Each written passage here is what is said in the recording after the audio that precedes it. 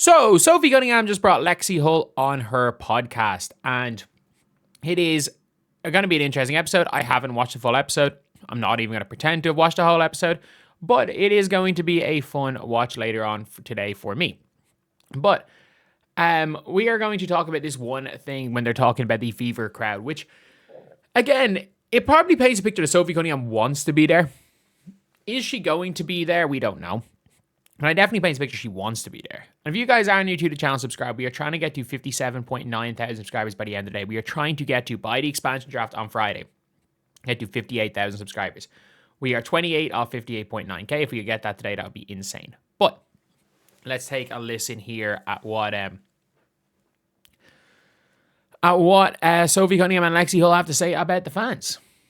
You have sold out crowds everywhere you go. It's just appreciated. It feels good as players. You talked about in the intro that like you are inspiring the next generation where you come from, around the country, with the eyes that you have on you. Like, what is something that you cherish or like gives you chills when you think about, you're still early in your career, but like your career overall? I think it's just really cool to be at games. And obviously like you have the Caitlins and the Aaliyahs and the Kelseys and you see their jerseys in the stands. Then when you see like a 10 out there, like it's so special because people like are watching and supporting. And growing up, I didn't have someone in the W that I saw myself as or like that I wanted to reach for. And I feel like now with the social media and just even like TV and the accessibility for people, like they see us and they can actually like have these dreams so much earlier. Mm-hmm. And to be one of those people is really special.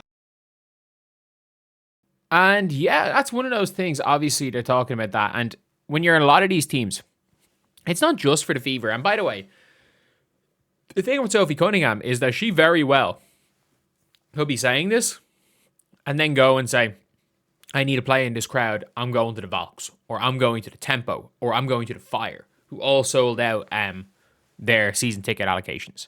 So they have all completely sold out their season tickets. So it's not like either of them are what you call it. It's not like the Fever are the only team that sells out tickets and sells out games.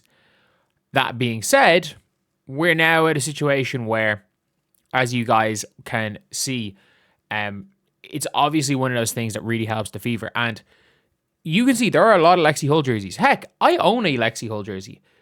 Do I own a Lexie Hull jersey from China? Yes, because can't get an actual real Lexie Hull jersey in the island of Ireland. Do I own a Sophie Cunningham jersey? Is it also from China? Yes.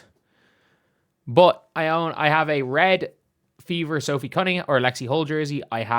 You want to know actually one of the things that I own? I own a very, very interesting jersey.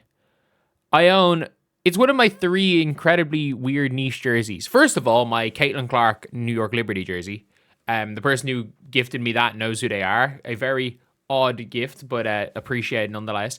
I have a Sabrina Ionescu Fever jersey, and I have a Lexie Hull WNBA All-Star jersey. Yes. I don't know. I don't know why. Interesting pieces. But yes, I do own a Sabrina Ionescu Fever jersey and a Caitlin Clark Liberty jersey.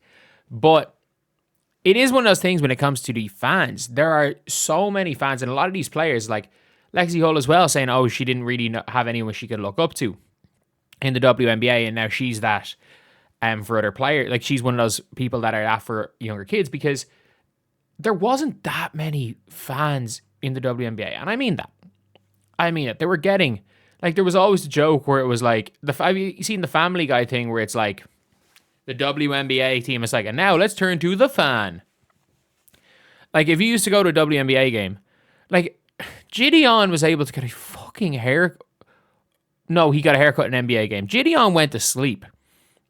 Like, you could buy 3 courtside tickets to a WNBA game and sleep at them for, like, a really small amount. Like, I'd say maybe 150 each. 150 each at most. At most. For $300, you could probably sleep across courtside. You could probably get a ticket for non-courtside, and they probably just let you, if you had a kid with you, they'd probably let you walk down the courtside. Like, it's just kind of mad. It is kind of mad all around when you look at where the WNBA was compared to where it is now. And obviously, the vast majority of that is from Caitlin Clark. It is very much like it is it's Caitlin Clark. And I think everybody, like especially the 3 people at that seat, know that Caitlin Clark is very, very clearly the reason why this is all happening. That being said, be smart and take advantage of it. Like, you don't have to go and be pissed off and say, people are watching for me too, and try to fight it. Because if you ride with it, eventually people will watch for you too. Like, if you're Lexie Hull, if you're Sophie Cunningham, if you're Kelsey Mitchell, if you're Leah Boston, who had millions of people watching despite Caitlin Clark's injury, you don't have to go around proclaiming at the start on game 1 that people are watching for you too, because they're not. You can proclaim, and then what you can do is make yous worth watching, make yourself a team worth watching, so that if Caitlin Clark isn't involved, people are still going to stick to watch you. And that's what the Indiana Fever have done a really good job of. They didn't have to say people were watching for them too. People watched for them too. People just did it. People did it naturally. People like this team. People like these players. And yeah, it's one of those things where the people are watching for me too absolutely does apply, especially to these 2 specific players. We're going to be honest, it does apply. So yeah, it is an interesting thing all around to think about when it comes to this Fever team. I'd love to see the Fever play UConn, give CC revenge to her. They would beat UConn by 55 points. And that might be a low ball. Nah, it wouldn't. They beat them by 40. Like, UConn would not, maybe wouldn't beat Puerto Rico. And I think Fever would beat that version of Team USA minus Fever players. I think if we're being real, UConn would lose to Dallas Wings by 30, and the Dallas Wings are the worst team in the WNBA. Why am I saying that? Because, the Dallas Wings had UConn's best player from last year. The Dallas Wings had multiple All-WNBA players, multiple All-Stars. They had all of these players, and they still couldn't beat the Fever. But bring back the core 5 in 26. I assume they probably will. But like, it's clear they want to be there. It's clear they want to be there. It's clear they would love to play in the Fever. And it's clear, the way some players couldn't, when they go to an organization like the Mercury, they can't go back to a poverty organization.